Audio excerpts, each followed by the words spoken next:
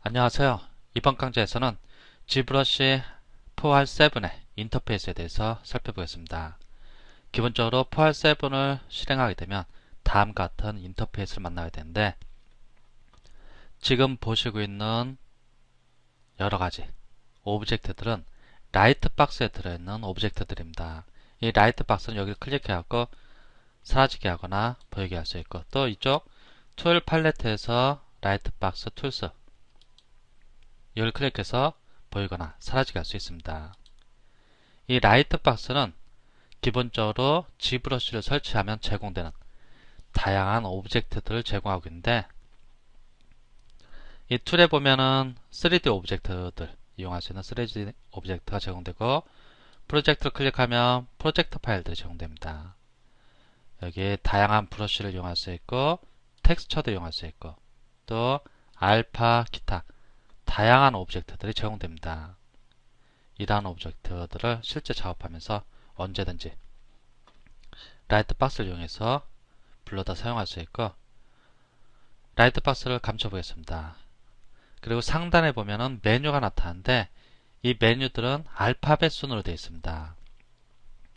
알파 브러쉬 컬러 이런 식으로 쭉 알파벳 순으로 메뉴가 진행되고, 각각의 메뉴를 이렇게 클릭해 보겠습니다. 그러면 메뉴 하위에 있는 명령들이 팔레트 형태로 나타납니다. 여기 보면은 툴 메뉴가 나타나는데, 이 툴 메뉴 여기 있는 메뉴입니다. 얘를 잠깐 클릭해 보면 이쪽에 있던 툴이 잠깐 보이지 않게 되는데, 여기 삼각형 두 개 디바이더라는 것이 있습니다. 얘를 클릭하면 이 팔레트들이 보이게 하거나 보이지 않게 할 수 있습니다.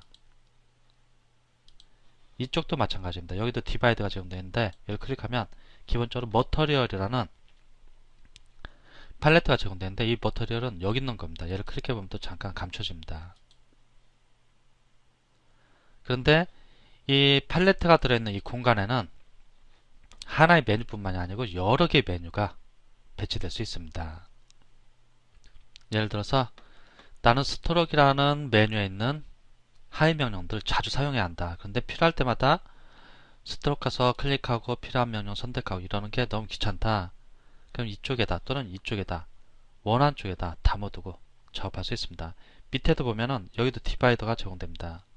밑에다 놓고 할 수도 있고, 예를 들어서 나는 스트로크 명령들을 이쪽에다 놓고 사용하고 싶다. 그럼 스트로크 클릭합니다. 그럼 다음 같은 동그란 아이콘에 화살표가 있는데, 얘를 얘 위로 커서를 이렇게 이동시키면 네 방향 화살표가 나타납니다. 이때 클릭하고 들어갑니다. 이쪽에다 놓고 싶으면 오른쪽, 왼쪽에다 놓고 싶으면 왼쪽으로 끌고 가고 떨어뜨려 줍니다. 그러면 여기 있는 스트로크 클릭했을 때 보이는 명령들이 여기에 나타나게 됩니다.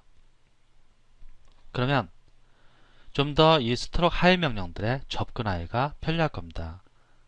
그러다가 또 얘가 별로 필요가 없다, 다른 걸 써야겠다, 그럼 얘를 클릭해 줍니다. 그럼 닫을 수 있습니다. 즉 이쪽에서 제거할 수 있습니다. 다시 일단은 컬러와 관련된 명령을 좀 자주 써야겠다. 그러면 얘 이쪽으로 올라와서 클릭하고 들어갑니다. 이번에 한번 이쪽에 놔보겠습니다. 이렇게 떨어뜨려 줍니다. 그러다가 공간 좀 많다, 얘 좀 여기에 컬러인데 아이콘 클릭하겠습니다. 그럼 이렇게 줄어듭니다. 클릭하면 또 늘어나고, 컬러 여기 열어놓고 다른 것도 좀 갖다 놓고 작업해야겠다, 머터리얼 얘를 클릭하고 이쪽으로 갖다 놓습니다. 그럼 이쪽에 있던 머터리얼이 이쪽으로 옮겨집니다. 얘도 클릭해갖고 이렇게 필요하면 이렇게 열어놓고 바로바로 사용하고, 필요 없으면 좀 이렇게 해주고, 여기 있는 게 좀 귀찮다 그러면 여기를 클릭해서 닫아줄 수 있습니다. 얘도 닫아줄 수 있고, 클릭해서 닫아줄 수 있습니다. 이런 식으로 메뉴에 있는 명령들을 팔레트 형태로 왼쪽 또는 오른쪽 또는 밑에다 두고 사용할 수 있습니다. 어떻게 보면 아주 편리한 기능인데, 이렇게 메뉴들을 필요한 곳에다가 배치해 갖고 좀 더 쉽게 접근할 수 있고, 그 밑에 보면 이제 자주 사용하는 명령들이 아이콘 형태로 제공되는데, 라이트 박스 같은 것이 그렇고, 얘는 단축키는 콤마 키입니다. 키보드에서 콤마 키를 눌러주면 이렇게 나타나거나 또는 다시 콤마키를 눌러서 사라지게 할 수 있습니다. 그리고 드로우 명령이라든지 에디트, 폴리곤 오브젝트, 흔히 지브레스에서는 폴리곤 메쉬라고 하는데, 폴리곤 오브젝트를 편집할 때 여기 에디트 명령이 있습니다. 그리고 드로우는 오브젝트를 만들어줄 때, 그리고 오브젝트들을 이동시키거나 스케일, 크기 조절하거나 로테이트 시켜줄 수 있는데, 무브 옆에 보면 W가 있는데 이건 단축키 W를 이용할 수 있다는 얘기입니다. 드로우 같은 경우는 Q입니다.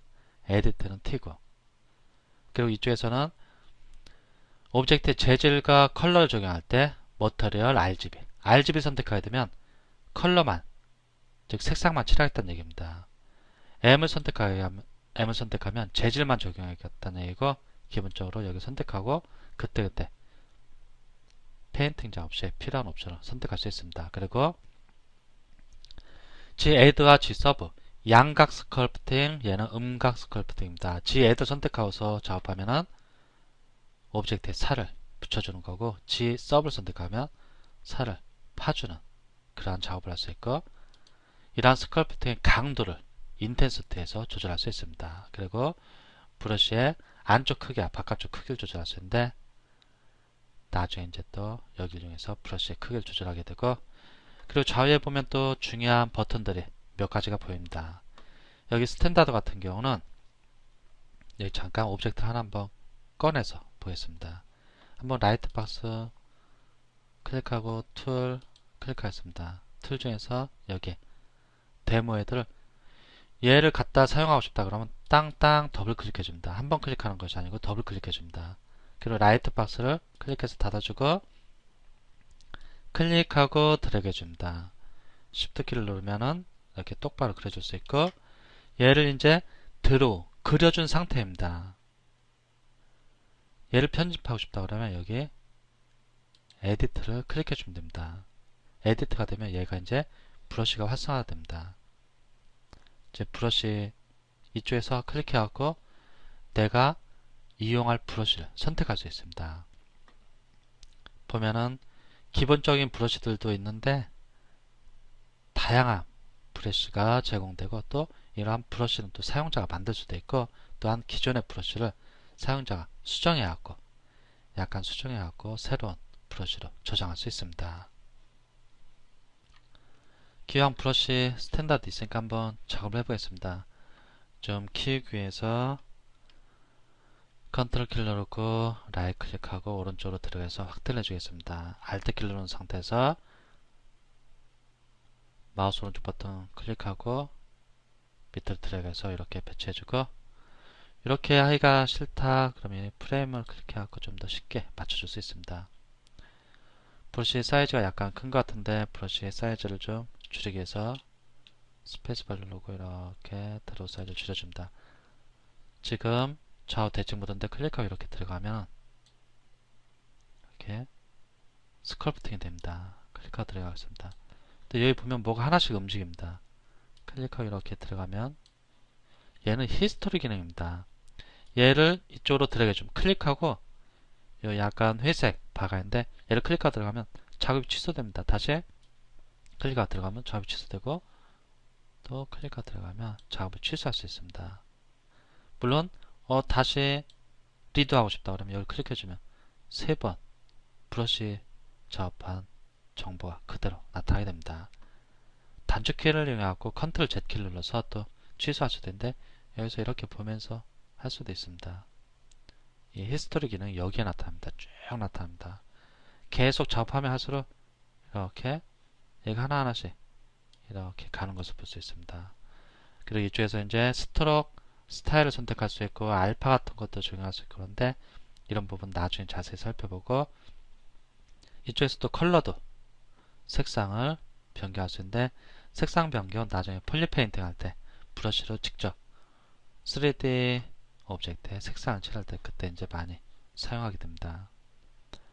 그리고 이쪽에 보면은 여기는 BPI라고 해갖고 베스트 프리뷰 렌더 할 때 이용한데, 렌더링과 관련된 버튼이 제공되고, 여기 스크롤 문서를 스크롤할 때, 문서를 줌할 때 클릭하고 좌우로 하면 이렇게 문서가 줌됩니다.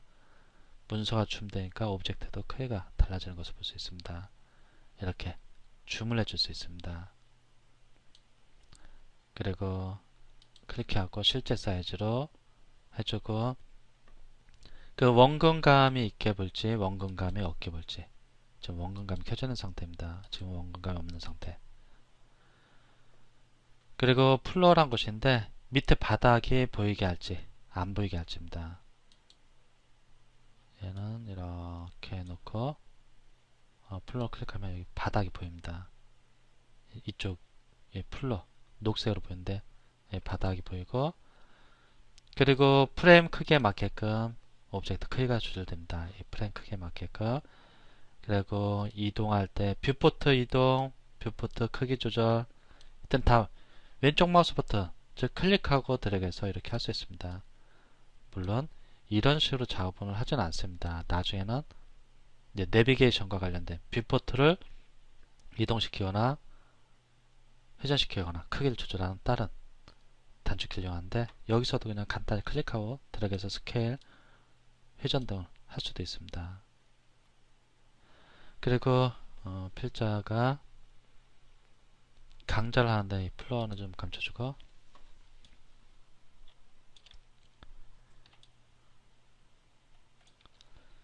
강좌를 할 때 지금 보면 여기 작업 영역이 그라데이션으로 되어 있습니다. 도큐멘트의 배경이 어두운 색, 검정색, 좀 진한 색부터 약간 밝은 색으로 이렇게 되는데, 이렇게 하면 나중에 동영상 강좌를 보실 때 여기 그라데이션 때문에 층층이 이렇게, 지금 깔끔하게, 저는 깔끔하게 보고 있는데 강좌를 보시는 분들은 이 배경이 층이 져서 보일 수 있습니다.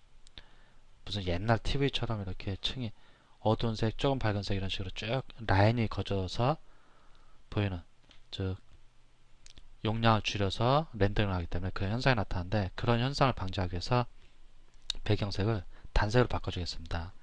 여기 도큐먼트에 가보면은 여기 백이란 것이 있습니다. 이 레인지가 지금 0.5인데 레인지를 0으로 이렇게 해보겠습니다. 그럼 이렇게 단색으로 표현됩니다. 이렇게 단색으로 표현할 수도 있고, 나는 얘보단 조금 색이 좀 어두웠으면 좋겠다. 그러면은 직접 색을 지정할 수 있습니다. 이 도큐멘트 나왔고, 이 백을 클릭하고, 클릭한 상태에서, 난 검정색으로 할래. 검정색으로 들어가 줍니다. 그럼 배경색이 검정색으로 바뀝니다. 또는, 다시 도큐멘트로 가고, 나는 너무 검정색이다. 백을 클릭하고, 한 요 정도면 좋겠다. 아니면 한 요 정도? 요 정도가 좋겠다. 비슷비슷한데 이렇게 직접 끌고 와갖고 색을 변경해 줄 수 있습니다. 다시 한번 보겠습니다. 일단 배경색을 바꿀래 그럼 백, 얘를 왼쪽 마우스 버튼으로 클릭하고 데려갑니다. 내가 원하는 색이 있는 곳으로.